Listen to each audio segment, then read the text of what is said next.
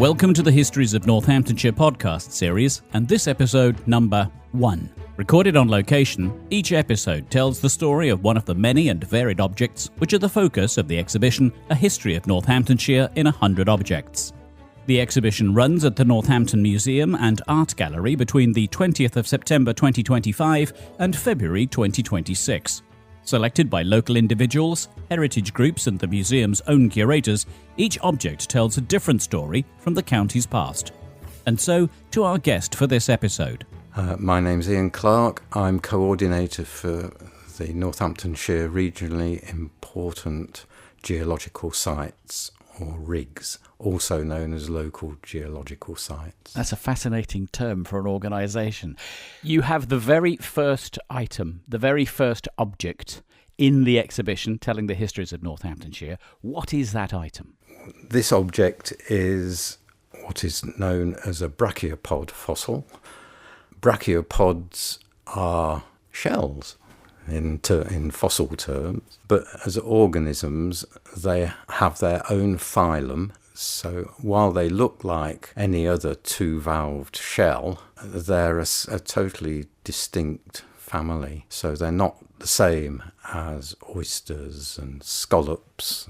Right, Ian, you're starting to talk about things that you'd find on the seashore. Yes. I want to break it to you gently, but we're as far away from the sea in this country as you could possibly get. So what was going on in Northamptonshire when this thing was alive? Well, as you say, we associate shells with the seaside.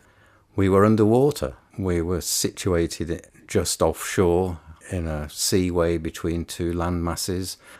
The giant continent of Pangaea was breaking up. There'd been a mass extinction at the end of the Triassic period, which preceded the Jurassic, which is what we're in here. And there were many sea level fluctuations as continents broke apart. I guess for many people, the term Jurassic is more associated with Hollywood movies or perhaps the coast of Dorset. How far back does the Jurassic age go? It starts about 204 million years ago, up to about 140 million years ago. Just the mere 140 million. Yeah, I mean, geology is hard to get your head round in terms of time, especially when you can't remember what you did last week. To start thinking about time in millions of years is quite difficult.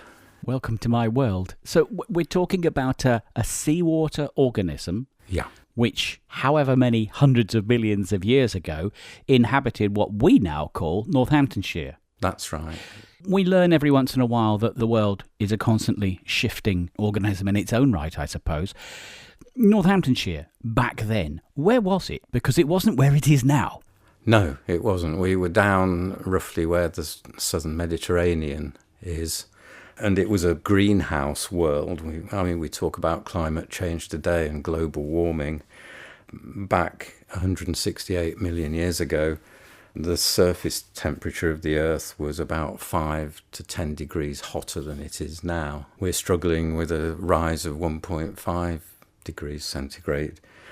The CO2 level in the atmosphere was about 5 times what it is now. And again, we couldn't survive in that sort of condition. But brachiopods could and did.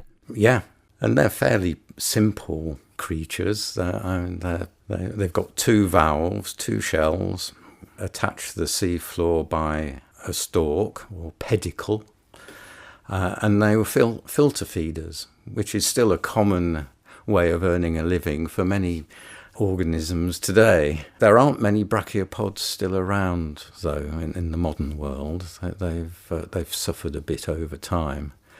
They're also known as lamp shells because they look like Roman oil lamps, apparently. They look very similar to a certain petroleum company's logo as well. That yeah. gives you a kind of an idea, I suppose.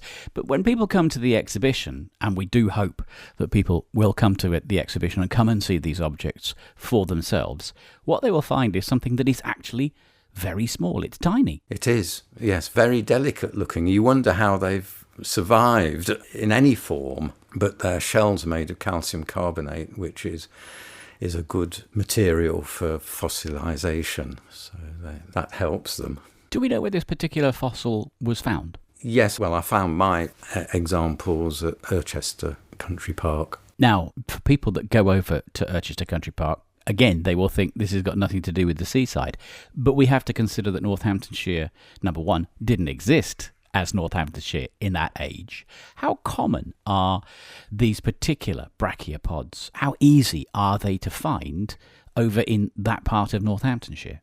I think they're relatively common. I found these on an exposed slope that they'd been washed out of the soil, just lying on the surface, so they were fairly easy to spot. Did you know what you'd found when you found it, or was it just a question of, oh, that's interesting, I'll take it home and research it? No, I did know what they were, because I'd been shown some several years ago, but I hadn't found any of my own before, so that made it special. How did you know where to look? I'm fascinated by the detective story. Well, I wasn't actively looking for anything. We were walking down a slope that was a bit loose, sandy, gravelly, so I was keeping an eye on my feet and then just saw 2 or 3 of these things just lying on the surface. So this was purely happenstance? Yeah. You found something that interested you? Yeah.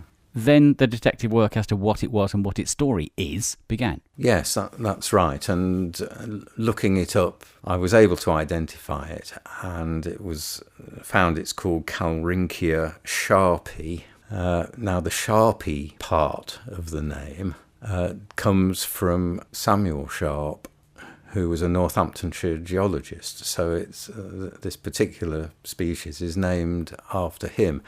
Whether he actually discovered it and named it, I'm not sure. Fossils are often named after the discoverer, so it's quite likely that Samuel Sharp found it and identified it to begin with.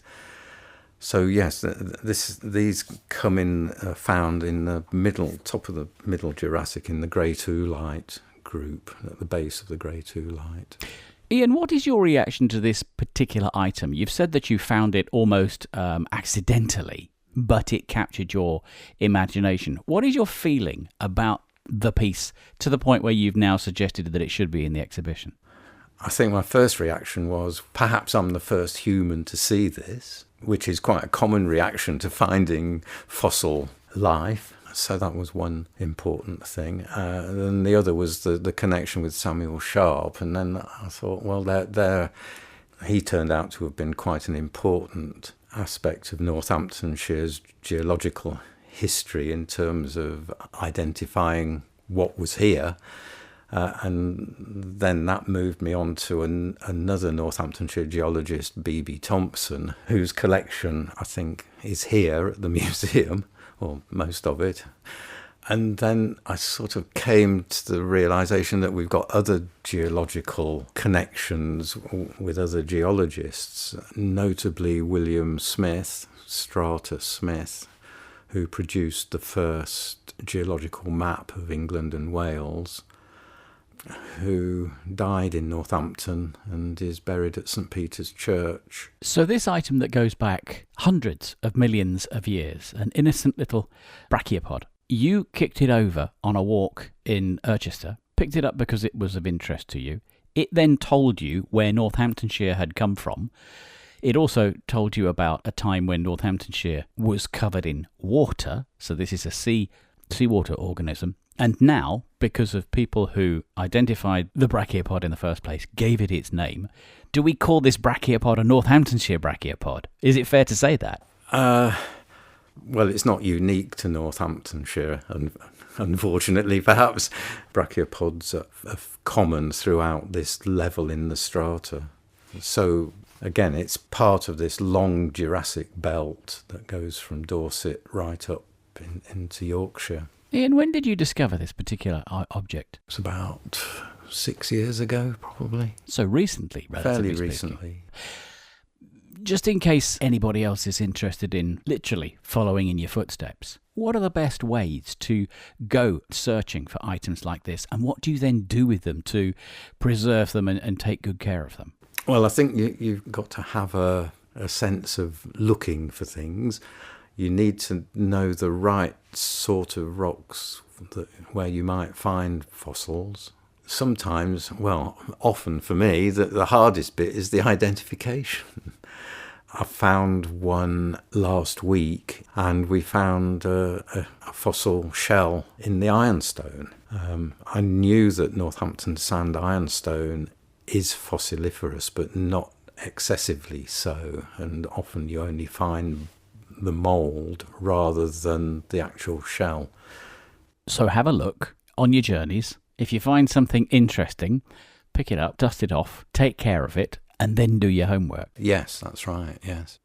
It's a fascinating story. It is a tiny, tiny little object, but it is absolutely worth coming and finding because of the story of Northamptonshire that it unlocks, and a major journey from down near where the Mediterranean now is compared to where we are now in the Northern Hemisphere. Thank you for telling me the story. Thank you. Thank you for listening to this Histories of Northamptonshire podcast. If you would like to find out more about the objects or listen to other episodes in the series, go to www.northamptonmuseums.com. Alternatively, you can visit the Northampton Museum and Art Gallery, where you can see the A History of Northamptonshire in 100 Objects exhibition for yourself. The Histories of Northamptonshire project is funded by Arts Council England as part of the National Portfolio Programme.